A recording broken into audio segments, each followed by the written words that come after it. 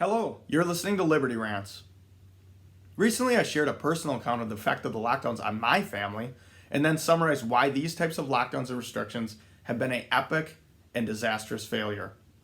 I shared that epidemiologists and even the WHO are no longer recommending lockdown policies because they are killing and will continue to kill many more people than COVID itself through missed medical procedures and screenings, missed immunizations, food shortages, economic despair, depression, and suicides. But people still argued that the hospitals nearing capacity are justification for the increase in lockdowns and increased restrictions. Then I looked through Wisconsin news articles, and what do I see? The hospitals are being overwhelmed, one article read, and another read, Wisconsin builds field hospital to handle surging COVID cases. Then I looked at the comments below these articles and saw that people were playing the same blame game per usual. This could have been prevented. Or if everyone would have just listened, we wouldn't be in this situation. And others preaching to those people who just want normalcy back in their lives about how they are to blame for the cases and the deaths. And I admit, I initially questioned these reports that the hospitals are nearing capacity, because most hospitals did not reach capacity even in the high death states. So I decided to stay up all night doing some research and messaging healthcare workers regarding these claims. And I found out firsthand from the healthcare workers that this is true. Some hospitals are becoming packed, and in some cases, hospital workers are just being overworked. But right now I'm going to tell you the main reason why these hospitals are having a capacity problem, straight from the mouths of those healthcare workers that I've spoken with, and verified with data from the DHS itself. And guess what? You shouldn't be pointing at those who want to live their lives like normal humans. You should look straight into the faces of the public health officials, your governor, and possibly even yourself if you've been fear-mongering on Facebook over the last 6 months. Because according to those healthcare workers I've spoken with, it was the mandatory lockdowns, restrictions, and fear-mongering that largely caused the lack of capacity. That's right, the early restrictions and push by the public health officials in Wisconsin didn't allow people to get preventative and elective care procedures. Now the hospitals are filled with backlog of patients who've missed elective procedures and surgeries. In addition, some people I spoke with said that they had people in their family too afraid to go in during the middle of the pandemic for routine appointments and screenings, so they went in later, which added to this capacity issue. So good job, Facebook fearmongers. And all of this information prompted me to run the numbers for verification. According to the DHS, hospitals are running at 82% capacity currently. Using this DHS data, I calculated that roughly 86% of the occupied hospital beds are taken by non-COVID patients, leaving just 14% of the beds taken by COVID-positive patients. To put this in perspective, the hospitals would be at 70% capacity if they were treating non-COVID patients alone. They would be at just 12% capacity if they were treating COVID patients alone. So yes, the spike in COVID is adding to the numbers and the capacity issue, but it appears that the healthcare workers that I've spoken with are correct. That hospitals are really more impacted by the early lockdowns and non-COVID patients than the spike in the COVID patients. And again, none of these lockdowns were even necessary.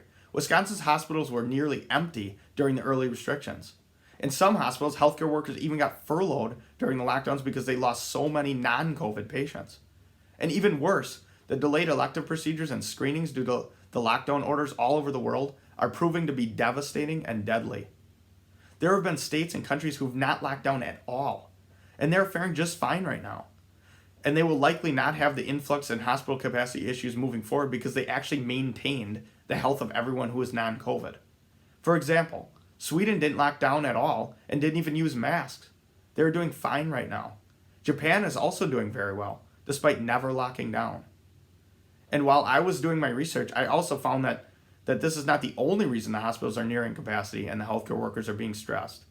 Another major problem I found are the tests and the testing policies that were mandated throughout this country.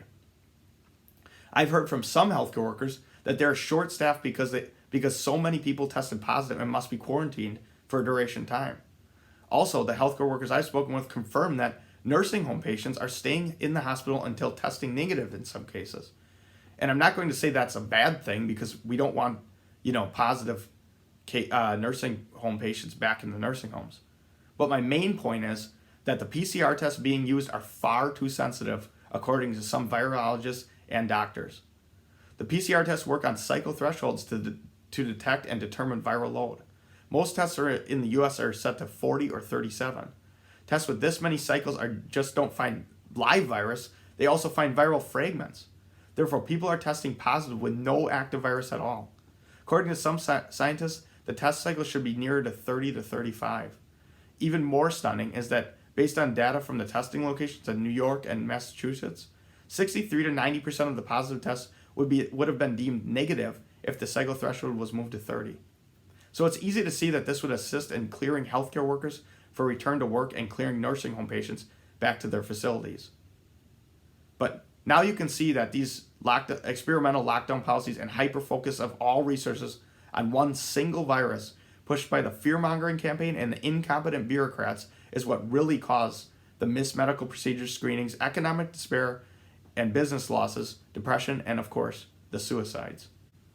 And even worse, the governor's fix is to now limit all indoor gatherings to 25% capacity.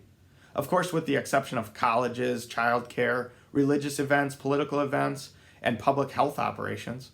So basically, these capacity restrictions only apply to businesses, probably mostly small businesses. And according to a healthcare worker, they are now even considering restricting elective procedures again.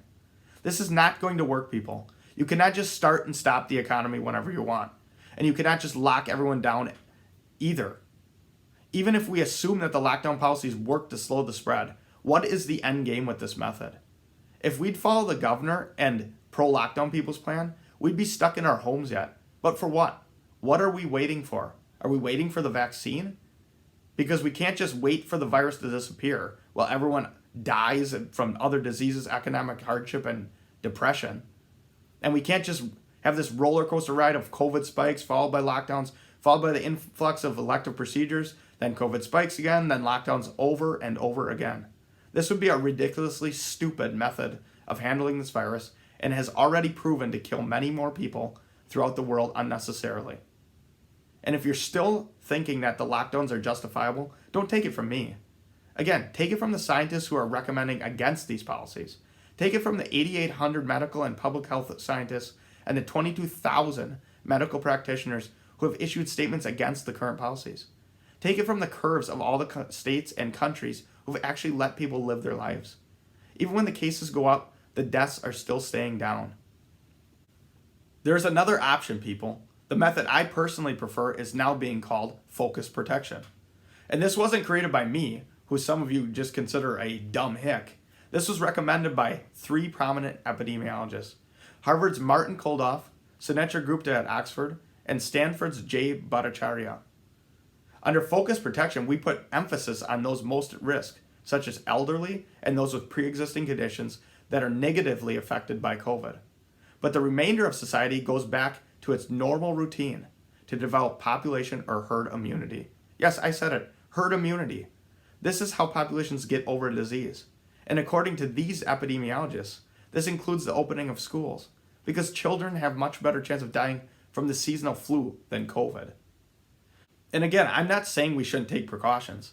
If you're feeling ill, have COVID symptoms, stay away from the elderly or anyone else that doesn't voluntarily come to you. We don't want to spread the virus to those most vulnerable.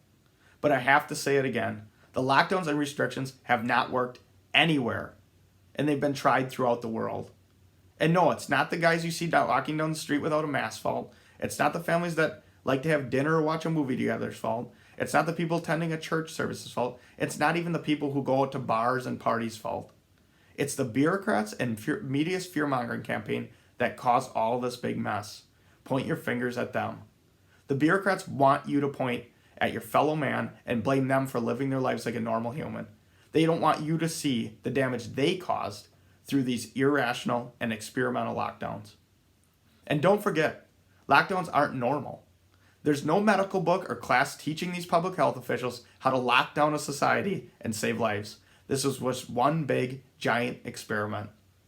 I'd like to thank all the healthcare workers who've shared info with me and had to deal with this virus and the ridiculous policies that have been implemented. Please, Americans and fellow Wisconsinites, get brave and fight for the truth and what has been proven to work. We need to stand up and demand our lives back. Government officials do not own your life or your livelihoods. They are our elected servants paid by us, the taxpayers, and their interventionist policies always cause more collateral damage than the good. These people must be held accountable.